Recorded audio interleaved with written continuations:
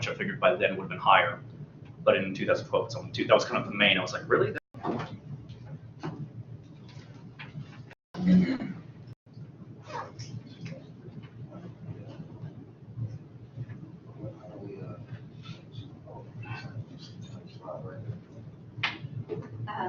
You can either hit the arrow here or H.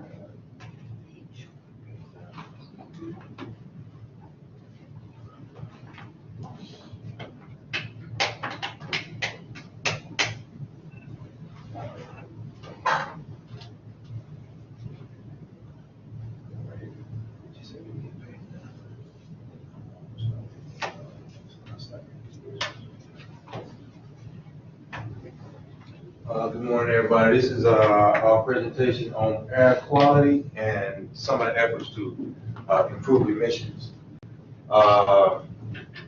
That's Malachi Drummond, John, of course. Then we got Christian Gaddis and Ron Heath are online. Go ahead.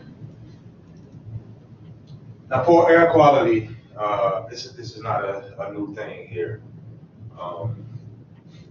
Back in the 1600s, it was a problem. King Charles II commissioned a study to help with emissions, and the term acid rain was coined back then. From this poor air quality, there was 12,000 people in London that died due to this air pollution, which triggered the U.S. to enact first air quality legislation in the mid-1950s after witnessing this. One of the larger companies was the Southern Company, which is, I'm pretty sure you guys are familiar with the Southern Company. It's the second largest in the United States, and it's the electric and gas company. And they're taking a lot of our money right now. I can't stand it for real. You work for them. I'm sorry. I'm sorry, man. It's all right. I hear it every day. Yeah. So, next slide, please. Yeah. We'll talk. Yeah. Man. Let me go. I'm sorry. The federal government has initiated rollbacks with these initiatives over the past 50 years. Over the past 50 years to help with these emissions. And so much has been done. We touched on a few, but as you can see here, the Southern Company was one of the biggest subsidiaries in the energy sector that's trying to reduce these emissions. Though the elimination of EPA regulation may cause the scope and pace of the effort to falter, many will continue through the foreseeable future. The shift to natural gas and other energy sources offers a competitive and economic advantage.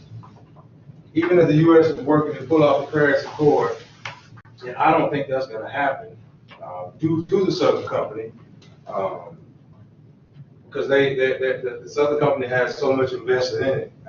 They actually serve over 9 million customers here in the United States. So the Southern Company is, next slide please. The Southern Company is here continuing to come up with these efforts to, for emissions and for clean air. Clean coal technology is more costly than anticipated, causing feasibility to be questioned as well. There are 4 areas of current emissions to meet the 2050 greenhouse deadline. I'm not sure if that's going to happen as well, but it's going pretty well actually. There's a diversification of energy portfolio being used. The researchers in their approaches and systems to reduce pollutants. There's upgrade or retirement and efficient usage of equipment. The electric and natural gas energy efficiency programs also are in place.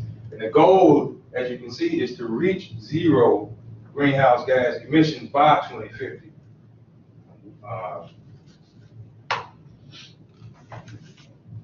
Next chart. Next slide, please.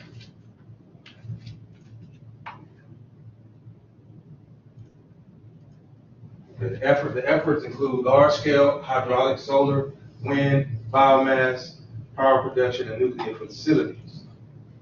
And there's also a massive shift from coal to natural gases, and we have charts to show that. But in 2022, the Southern Company expects to control 16,000 megawatts of carbon-free or carbon natural generating power. Next slide. Now, in this chart here, you can see how it went from 69% coal in 2007, or it was at 69%, to only 16% natural gas. And 10 years later, we're now at 47% to 28%. And here in 2018, it's still continuing to change as well.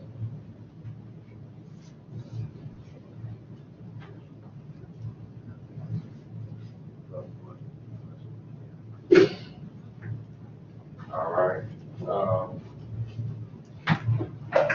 So since the 1960s, the Southern Company has heavily invested in research. We're talking millions and millions of dollars annually. Major funding of the Electric Power Research Institute is equipment, help to specialize electric power and different kinds of tools. It's an independent nonprofit organization,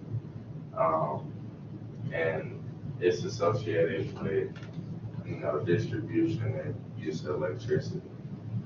It manages and operates NCCC, which is National Carbon Capture Center, research, greenhouse gases, emission reduction, and coal plants. The Southern Company embarked on efforts to upgrade their power grid, through installation of smart meters.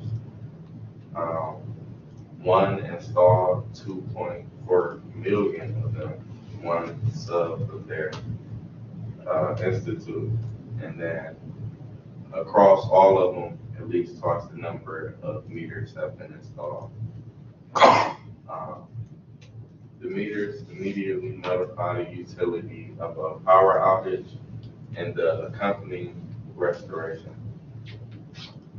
Upgrades to the grid have been eliminating fuel use in their fleet of vehicles. They are utilizing more efficient scrubbers in the smokestacks in their coal-fired plants to remove carbon dioxide and sulfur dioxide, which are two gases that make up most of the air pollution. And instead of being retrofitted, many coal plants were retired. And that's all. Carbon dioxide is not the worst green gas. Several are worse in either effects or longevity. One of them being sulfur hexafluoride, which is used by electric utilities to insulate gas and insulated switch gears.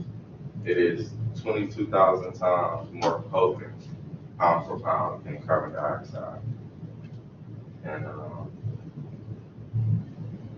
the industry is primary emitter of sulfur dioxide, which is also a byproduct of volcanic eruption. Unlike other greenhouse gases, it typically reduces global temperatures by reflecting solar energy, but is responsive for acid rain. The company has reduced its emissions by over 83% in 1990. Sadly, other nations like India and China have not achieved similar results. Next slide. The U.S. experienced 50 to 120,000 premature deaths annually, which is low compared to the other countries, that we mentioned before, like China. And hey, was that 2-minute warning. skip to the chart. This kind of shows you like how we compare to the rest of the countries. Like you see, China is way up there in the number of premature deaths. The U.S. is right here, and we're fairly low. Another high one is India and the other Asian countries. And then this just concludes everything else. One thing we didn't really, we talked a lot about the Southern Company because we're one of the largest. One thing that they're also trying to do, to help with emissions, is, the new, electric cars that they're coming out with, they're trying to cut back on emissions. That, they're really expensive though, but, that's one thing that I noticed that they're trying to help with emissions as well. And then these emissions checks that we have to do for our vehicles is another thing that, that they're trying to help with, cut back on emissions and air pollution as well.